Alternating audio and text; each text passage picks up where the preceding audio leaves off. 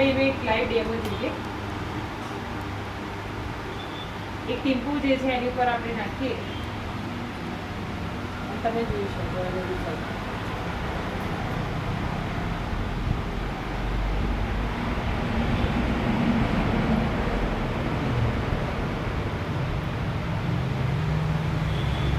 જેટલા ભાગમાં આપણે નાખ્યું છે એટલા ભાગની અંદર આપણને વિધિન સેકન્ડની અંદર આ લોટો જે છે ક્લીન થઈ જશે.